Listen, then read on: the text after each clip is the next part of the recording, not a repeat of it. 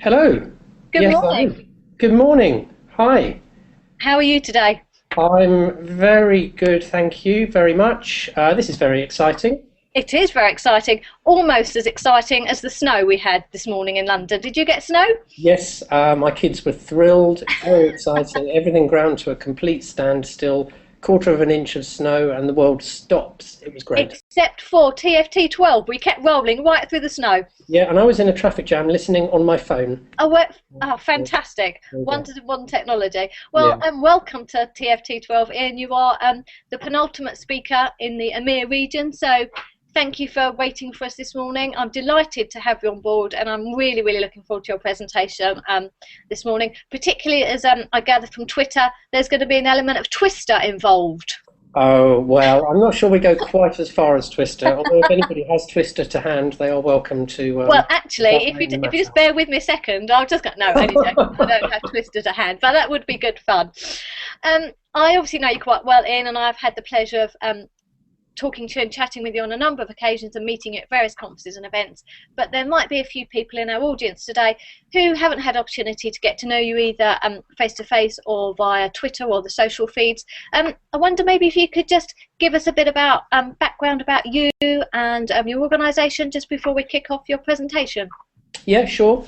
So Ian Aitchison is my name. I work for Landesk Software. I'm the product director for our ITSM product line in Landesk, so that's our service desk product. I've worked in the ITSM industry for, seems like many years now, through various organizations, providing service desk and ITSM solutions to various customers around the world. And I've seen the industry grow and change, and I've seen all sorts of exciting things happen, including the growing ITSM community, which I'm a big fan of. I think it's doing good, and obviously I'm honoured to be able to speak on this session today. Well, we're very privileged and proud that you're able to join us. I'll hand over to you in a second to deliver your presentation, share your screen with us. I will be taking questions via Twitter and also comments as well. There have been comments about curtains and speedos and a whole variety of things on the Twitter feed today. So we like to keep our audience entertained. So I will be taking questions on Twitter. Hashtag for anybody listening now is hashtag TFT12. And if you have a question, if you could use hashtag QFS, that just enables us to pull the questions out of the stream. Also, I'd just like to say quick thanks to BMC who sponsored TFT12. Thanks for helping us make this happen. So now it is over to you, Ian. I will disappear, but I'll still be listening. Okay, fantastic. It's funny you should mention Speedos. Luckily, the Oh time. no, you haven't got yours on, have you? No, I couldn't possibly tell you that. I also know never to sit in front of a brightly lit window when doing a hangout as well. So You could see apologies your for that. blinds, maybe. Yeah, the blinds are down, but don't worry because I will be sharing my screen. Let's do that. Share my desktop.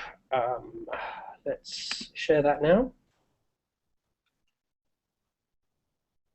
Okay, are you seeing my desktop yet? I am seeing your desktop, yes. Right. So if I do this and then I do this, you should see a picture of a box. I am seeing a picture of a box. So over to you, Ian, and I'll be back with questions for you later.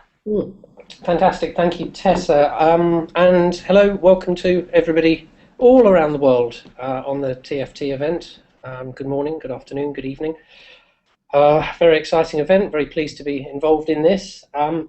I'm going to be speaking over the next 40 minutes or so around the subject of secrets of successful self-service. It was spectacularly successful self-service, and I discovered that's a really hard title to say. So I took one of the words out, but I'll be talking particularly around some of the lessons that we at Landesk have learned, some of the experiences we've seen our customers going through to successfully implement and at times unsuccessfully implement self-service solutions. So it's very much gathering some of the things we've seen and talking about those. And kind of the secrets that I would say for organizations are good tips for successfully rolling out self-service. Now, yes, I am a vendor. However, this is product generic. I won't be describing any particular product feature specifically or talking about any brand. So I've tried to keep this in the spirit of the community as much as possible.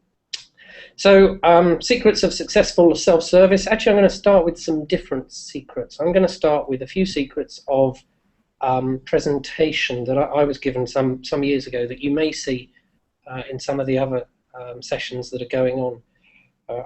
I was always told, make sure when you start a presentation that you have a hook. Make sure you have a hook that's clear, which keeps you holding on to the end. Now I'm just being notified that there's nothing coming through on YouTube there, Tessa. I'm on my second slide already. Yeah, I was just about to interrupt you there. I can see you. I can see your screen perfectly here, but Zoe's just come over, so it's not come to on YouTube. You haven't got your camera on top right. It's not come up in red, is it? It's on your camera. No, my camera's got a little green light on it.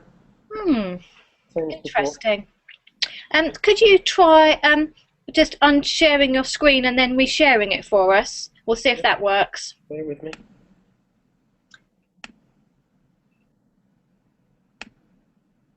It stopped sharing, interestingly. Okay. Okay. Let's try that.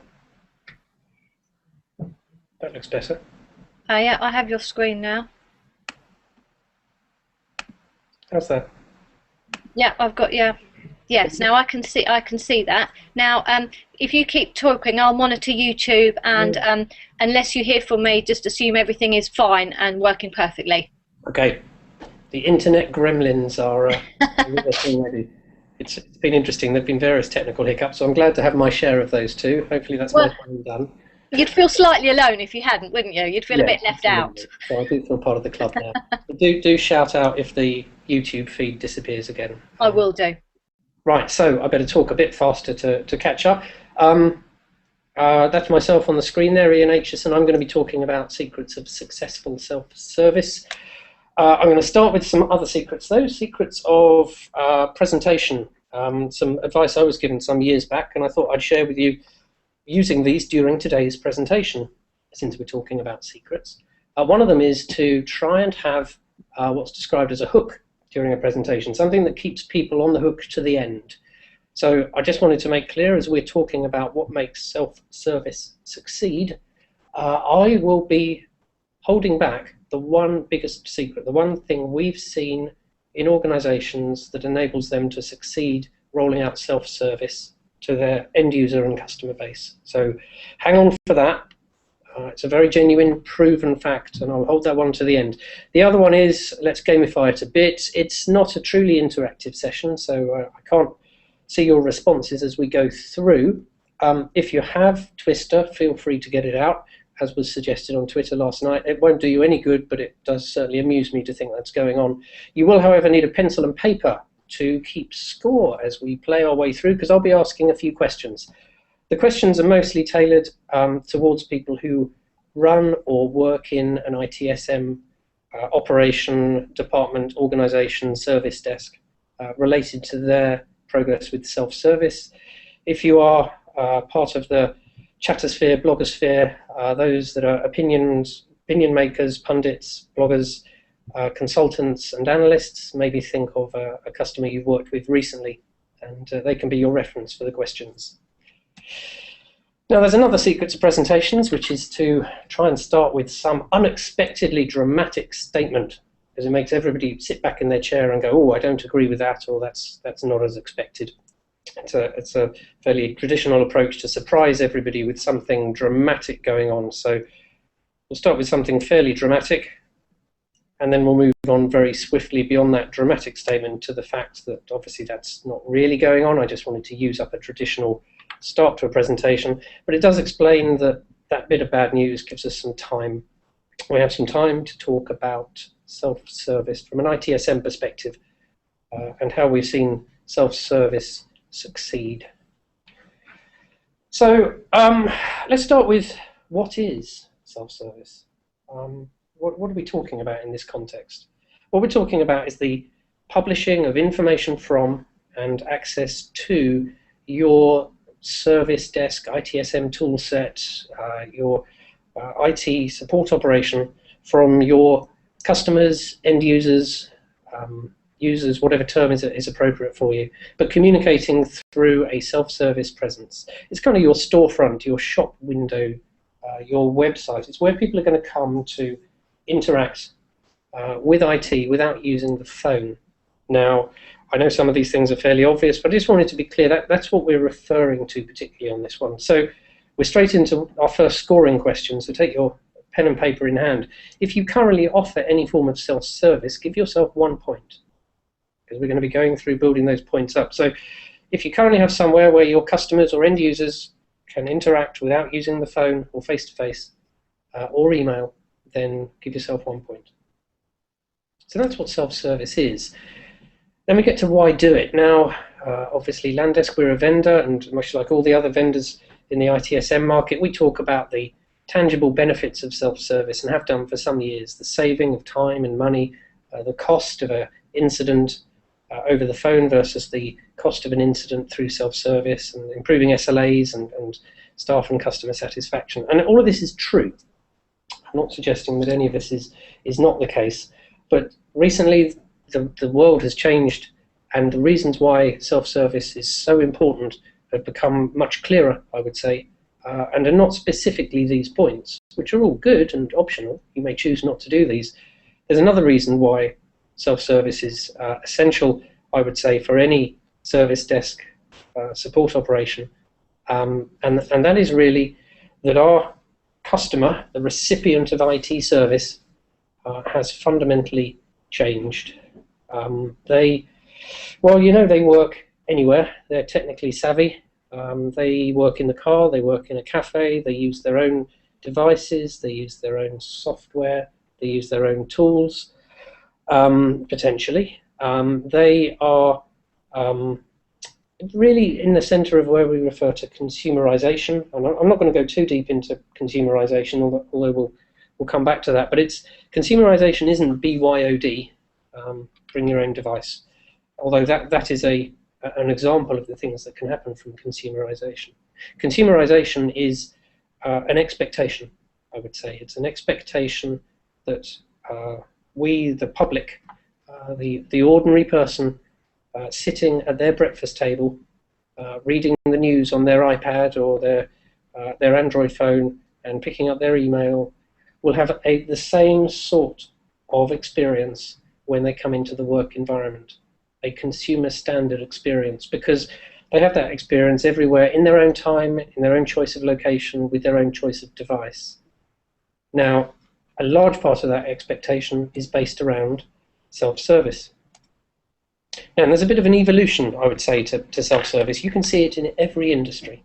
And it's been going on for years, tens and tens of years. I've picked one little industry here, which is the supermarket, high street store retail industry, but you can apply it to many, many others. The same progression follows.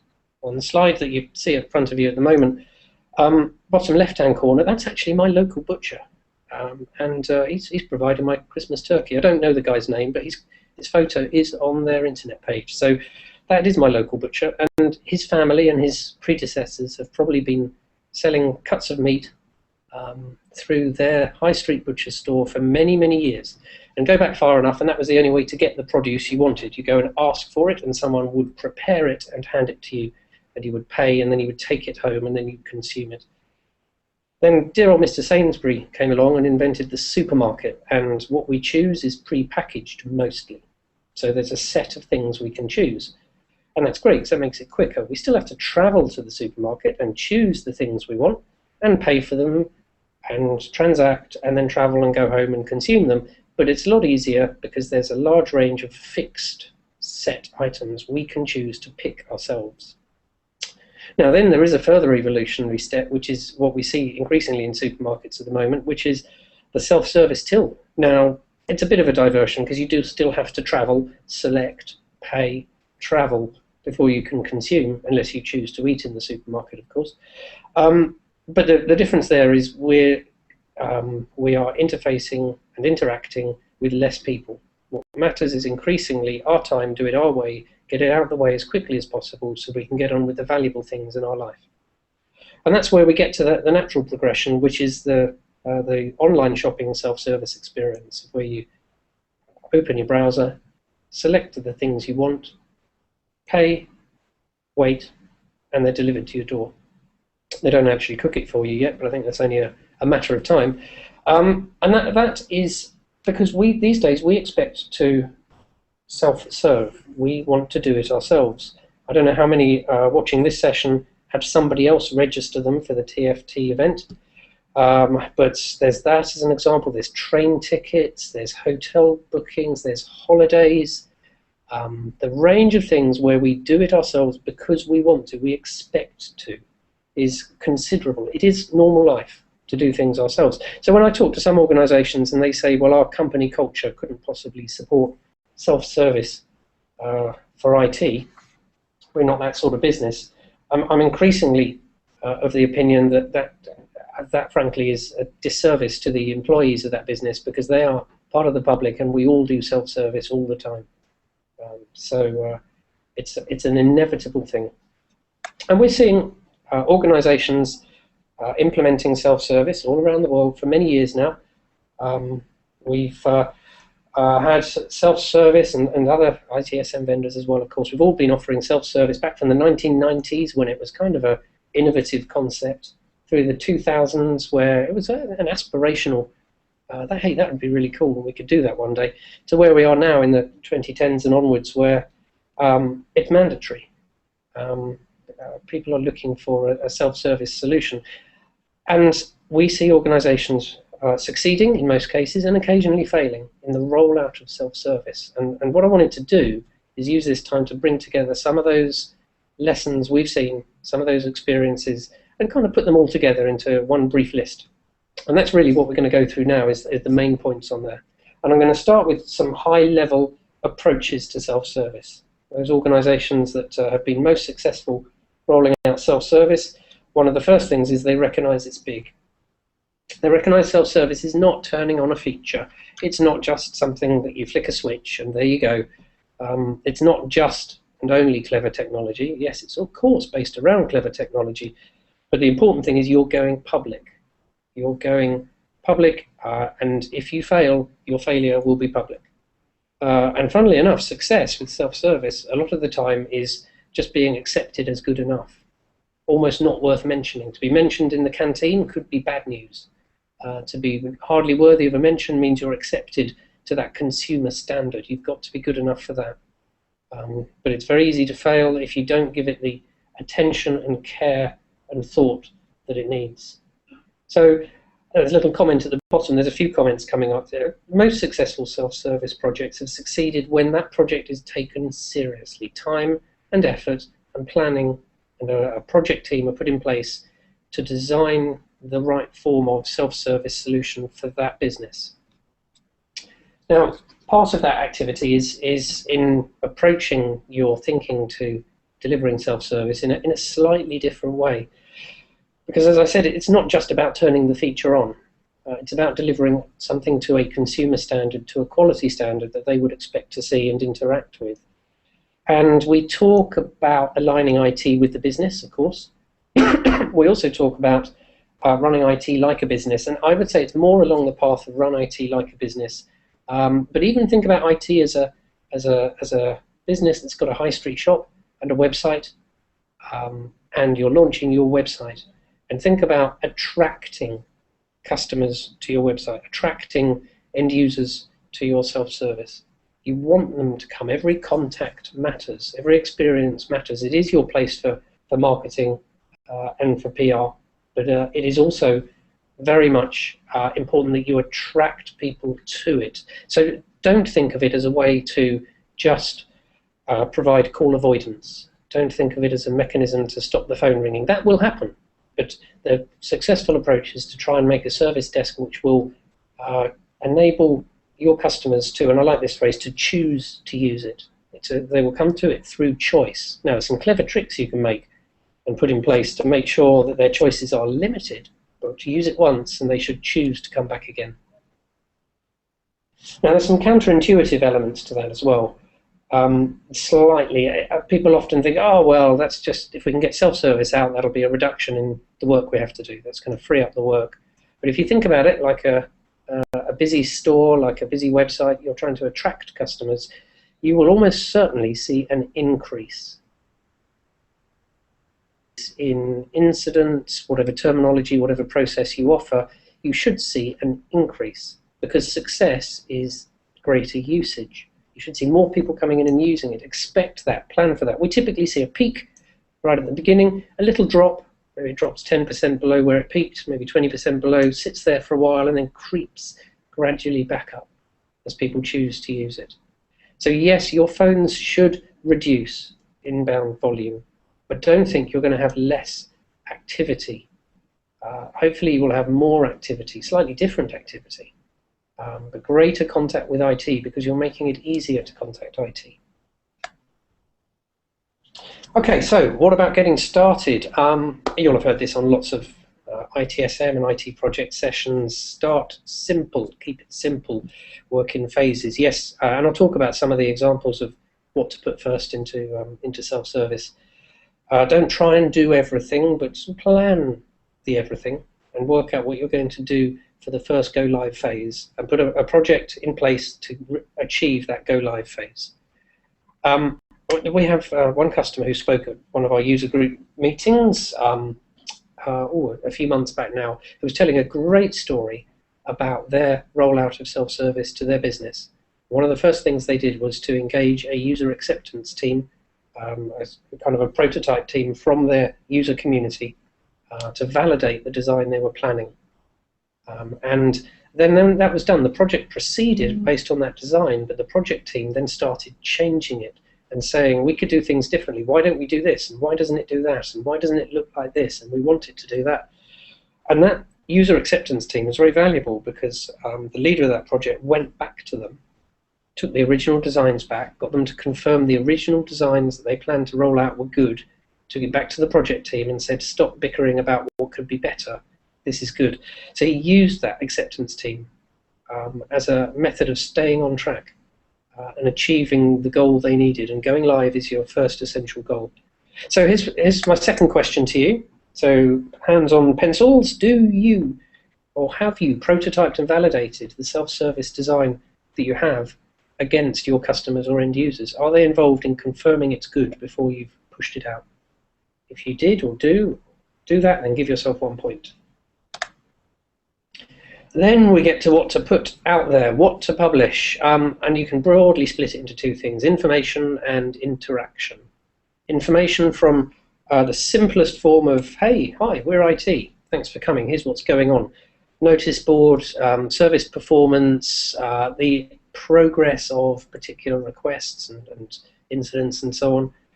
But there's a couple of important points in that section. What they see should ideally be in context as much as possible. They don't want to have to click through to find what's relevant to them. The first thing you should see should be relevant to you. And the second thing is, as much as possible, populate it automatically. So the notice board gets populated automatically from processes that the support staff are working through, and they choose to add a notice board item and it's pushed out, rather than doing some work and turning to another interface or another point of entry and typing that in. Think of major incidents. That's a great example. If you have a major incident, I really want that to appear automatically to those people in the organization who need to know about it. I shouldn't have to work on a major incident and then turn to something else and say, oh, let's remember to publish into self-service. So that automatic update's important. And then you get into interaction and asking for help. And I'd encourage people not to offer the ability to log an incident for the simple terms and phraseologies that end users and customers use are very often not aligned with the IT organization. And I'll give some examples in a minute on that. But for example, categories. Don't offer drop-down lists of categories. Don't offer one complex form with a drop-down list where they choose what the category is. They don't know what a category is. Give them links that pre-populate with preset categories. So they choose from a series of links. One link to request a password reset, one link to request training on something, one link to request something else. So preset links rather than selecting different values. And then knowledge, very important to get some knowledge there. That's an important piece to get out there. And that visibility of progressing of existing work and its status is important, but also the ability to progress themselves, to add notes, to add comments, to interact, to confirm, to verify. That becomes important when you get into self-service. But you can break it into those two areas. And here's my next question. Oh, Twister players out there. Do you currently automatically deliver information into self-service? Or do you have to do it manually? If you do currently deliver information, give yourself 1 point. If you don't deliver that information automatically, take a point away. Because I would say that's a point of risk, having to manually recode information into self-service. But back to that point I referred to about design. And we have to keep reminding ourselves of this. The most important and rather the most successful self-service implementations, certainly that I've seen, don't have any of the words like incident and request and category and priority and maybe impact, but not much, and configuration item or even service catalog, shock horror. They're all familiar to us because they're ITIL, ITSM words, but your customers don't work in IT. They don't know what an incident is from IT terms, certainly not a configuration item. Don't give them windows. I often say don't use self-service as a method for your end user or customer to do the job of an analyst. That's not what it's for. Self-service enables the end user customer to get value themselves, to help themselves. They're not replacing the job of the support analyst. You're giving them value and they can help themselves. So if you show windows, don't show complicated windows, don't show IT windows. Don't show that level of complexity. But of course, if you're doing that level of interaction, then you're giving them the opportunity to create and initiate new things. So can your customers create incidents or requests currently? Any type of support process, is that something you make available? If you do, great. You're a long way down the path, so give yourself a point there. Now we have a few other considerations now, each one covering a different point, and the first one is attention to detail. And I'm minded of an organisation I went to see recently who've done an amazing piece of work in their self-service design. And they've put so much attention to the images and the logos and the branding to make it fit in exactly with their corporate look and feel. And that's important. And this is a difficult slide because the attention to detail really matters, more so than internally when you're working in IT, working on an incident or a problem or a change or a request. The odd spelling mistake doesn't matter. But if that's going out and is going to be viewed by your public, by your customer, you know, that spelling mistake really does start to matter. It really does matter. So getting things right is more important because you're open to scrutiny. But then you get to the other balance on this, because it is a balance. And I would urge people that although getting it right is really important, don't let that hold you back.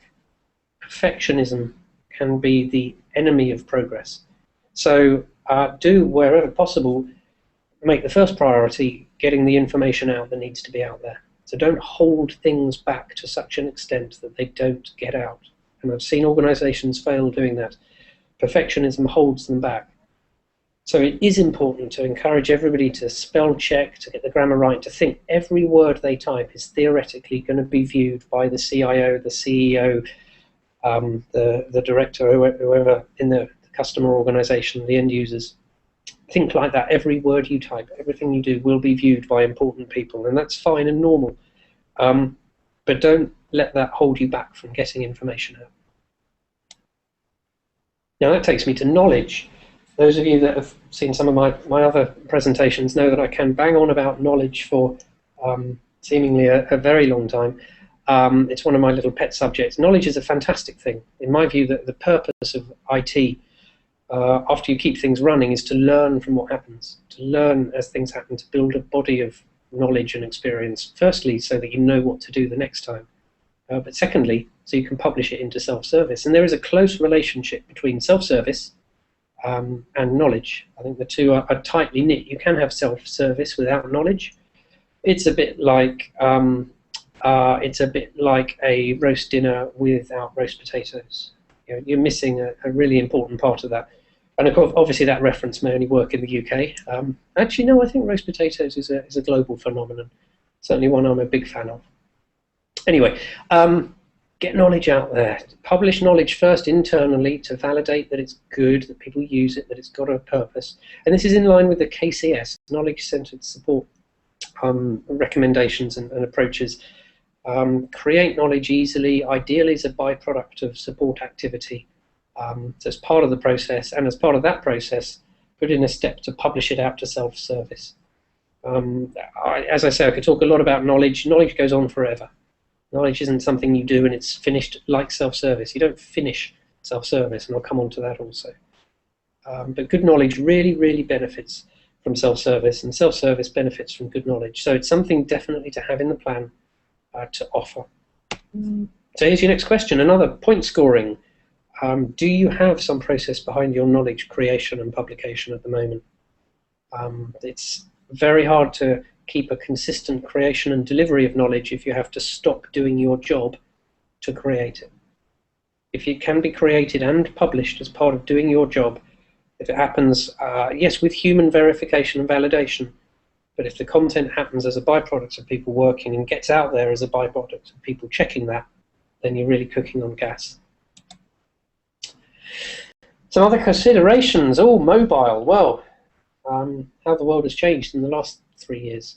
I would now safely say, and this is based on organisations I've seen, if you're offering self-service without mobile access, you're behind the curve. You're a step behind.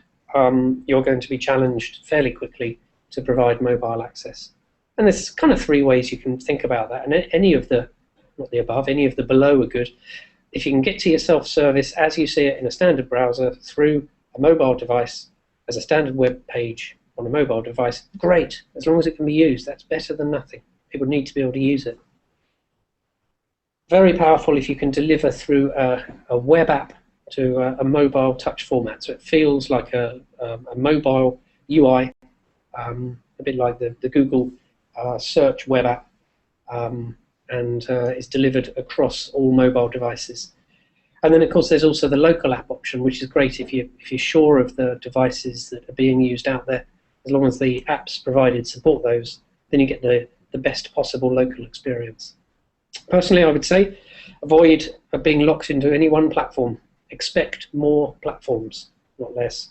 I'm thinking of 2 customers I've visited in the last year or so, one of whom distributed iPads, excuse me, distributed iPads to all of the management team as a surprise. The CIO purchased and distributed iPads for everybody and said, deal with it, take these on board, work with them because it's the future. The other one is in the process of distributing BlackBerry playbooks out across all the management team as the preferred device. And that's an organization where they're trying to focus only on RIM BlackBerry, and they are seeing an influx of other technologies. And I think it's sensible to recognize increasingly you don't get to control that one platform. So different platforms are coming. Hey, give yourself a point if your customers can access self-service on multiple mobile devices. Moving on. I caught some of Barclay's presentation earlier. I did love his curtains. I thought that was terrifically amusing. But a very good little piece from Barclay Ray and good talk around service catalogue. So, and it's a very hotly debated topic at the moment, the service catalogue, and I'm going to try not to dive deep into that water. I'll tip my hat towards the IT skeptic, who I don't know if he's in bed at the moment or not, probably fast asleep. But as he's blogged a few months back, really when we see a service catalogue in self-service, it's more of a request catalogue. It's a catalogue of things you can request, which is probably true. But whether you call it a request catalogue, whether you call it a service catalogue, what matters is not what you call it. What matters is what your customer, end user, calls it. I said there what your mother would call it, but it's that idea of let's not get hung up on ITIL terms. The service catalogue as a whole lets us define what we do, and I think that's really important. I think it's brilliant. I think you have to do that. A shop has to know what it does to stay in business. But in self-service, you can really simplify that down if you want to just offer a series of links to request different things, because you've then got started defining what people can request. what people can receive, the standard offerings that you can provide. You're standardizing. Now, all the self-service solutions out there provide their own flavor of shiny service catalog technology. And it's a great direction, and it does some very, very powerful things. But don't be hung up on we have to go all the way down that path to offer requests. You can do it much easier as a starting point, and we'll talk about evolution as we go further forward. But the idea of offering some of the things that people can request through self-service is a big step forward. So if you offer requests as well as incidents in self-service, that's another point. That's another point. For Sophie Danby, if she's on this, you can put your left foot on green. Collaboration, closely related to knowledge. Knowledge, closely related to self-service. It's quite easy to get some collaboration going if you can put comments on knowledge articles. If you have the ability to do that, it's very easy to get collaborative feedback on knowledge. And you know, if you use your knowledge article structures as blogs, that's an interesting point, then you can have commenting on your blogs as well and searching across your blogs. And we're starting to see an element of that too. So certainly collaboration is a good direction to head down. You should see it well received. It's certainly something that goes down well. The forum discussion group format it does vary from business to business. And one damaging thing on the forum approach is that terrible date time of the last post.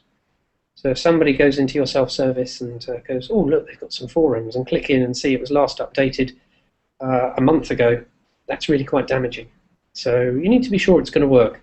Chat is wrapped up in the same area. Watch out. We have certainly seen some people be very enthusiastic about chat until they discover the coverage they need to provide. Because in many ways, it's not really self-service, is it? It's a direct reach out, and they expect a response within 5 to 10 seconds. Even if that's an automated response, they need to get through to a human soon after that. So you need to have a human on standby at all times to respond to those. And if you don't get many chat requests, then they're going to be sitting there doing other things, keeping half an eye on it. And one failed response is an unhappy customer. And social externally, the Facebooks, the Twitters, the other sources, talk to your UAT group, talk to your prototype customer group. Are you that sort of organization? We hear a scale ranging from absolutely not to absolutely. I briefly mentioned this earlier, and I'm looking at the time. I'll speed up slightly. Any time, any place, any device, really you should be offering that. If you're not offering it now, when are you going to? Because your customers, your end users, will be expecting to use this. A great analogy is if I wake up in the morning and I have a look at my email, and I'm in bed with my mobile device, not in that way, but if I look at my mobile device and I have no emails, then one of the first things I might say is, oh, is there something wrong with email? Is email not working? And to flick straight through to a self-service for IT that shows me the current state of email is great. That's a really good thing to be able to do. Any device, any place, at any time. And people anticipate and expect that now. It's part of consumerization. It's part of a self-service culture. Yeah, you get a point. At a point, if your customers can get to self-service from their bed, I'm not saying whether they should or not, but it's a good example, let's say. And then email, another one. We love to kick email. We love to hate email. Unfortunately, it's pretty much, in my mind, pretty much here to stay. Other technologies help us get away from the weaknesses of email, but it is a written record. And that's really important. It's a way to provide something that your end user customer can refer back to. It's got the reference number for the request they created. It's got a link to take them back to it any time easily. It's an essential method of communication. But always link every email to self-service. Every email that goes out needs a link back. For more, click here. To do this action, click here. And take them to self-service. Action everything, information, everything from email to self-service.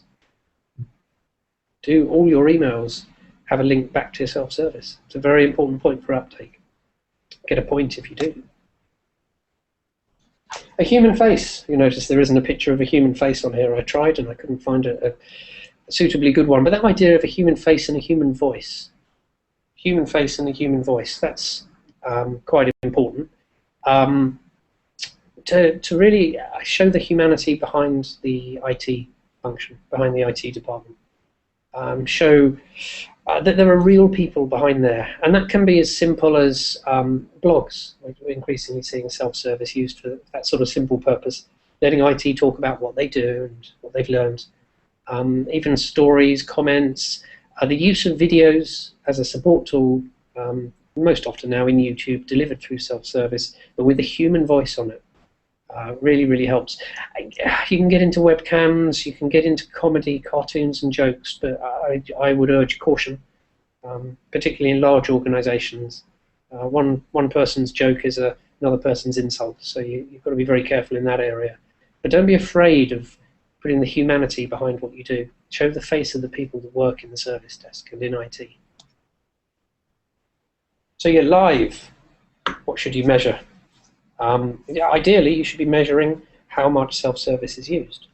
How much of your work comes in through the self-service channels versus through phone, through email, and through walk-up, and any other channels that you have. It enables you also to start measuring outcomes rather than activities, something else I think is really important. So you can start measuring satisfaction as a part of interacting with self-service. I talk about satisfaction sensing, and enabling people to click on a "I'm happy" or "I'm unhappy" at various points as they interact with self-service. So you can keep track of that live. Even NPS, Net Promoter Score, traditionally is based around would you recommend this product or this company to another person, but you could tailor an NPS question. Would you recommend using this self-service portal to other employees? And apply the same scoring system on NPS to give yourself a figure on that. But don't measure how much you reduce incidents. It's interesting to notice that your incidents will probably go up and your requests will probably go up. That's a leading indicator of self-service success. What is the right percentage to have through self-service?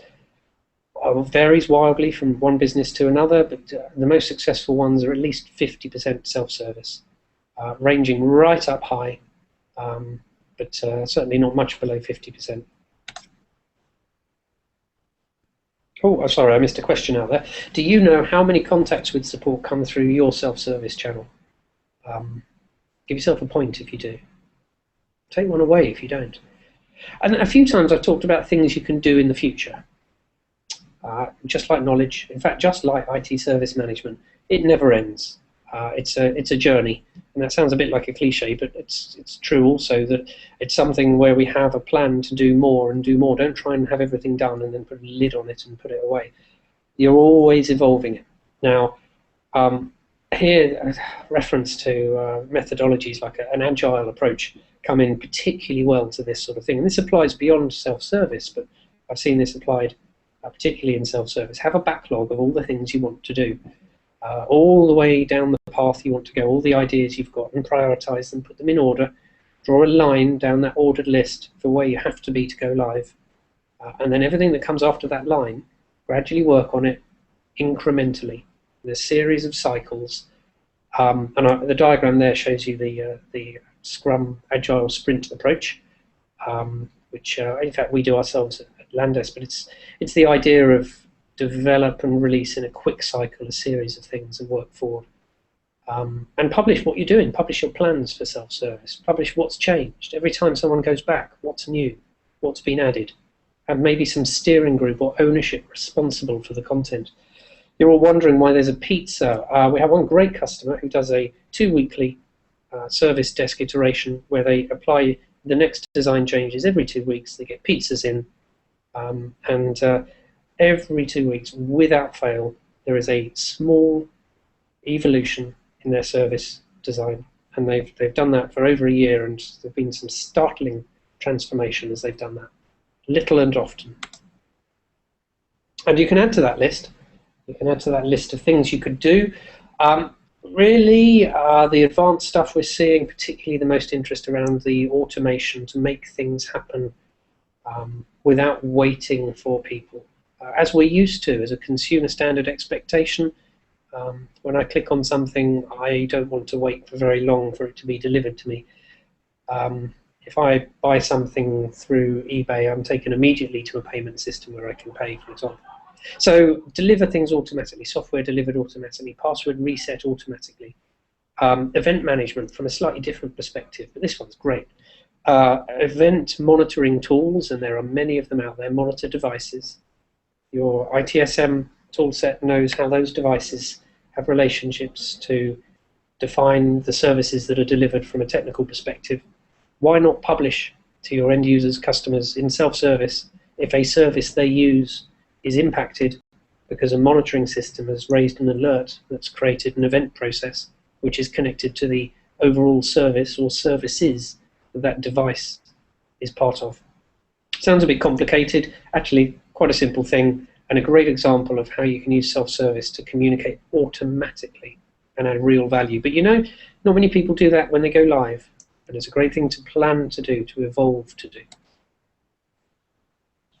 Okay, I hope you're following on okay with that one. I hope that's been okay so far. I'm coming to the summary. Don't forget the big secret that I was holding back. The one thing that makes the biggest difference I haven't told you yet. Let's summarize the things I have told you. Take it seriously. Plan to invest time and effort. Manage its scope. Start to deliver something simple but sufficient.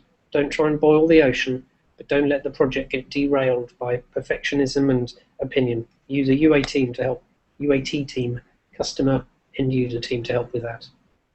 As much as possible, make the content populated automatically from activity in IT. So you don't have to turn away to update self-service. That should just happen. Recognize that your customers are going to be using lots of different platforms, lots of different operating systems, lots of different browsers, lots of different mobile devices. I would say that's an unavoidable situation, so make sure you can cover those.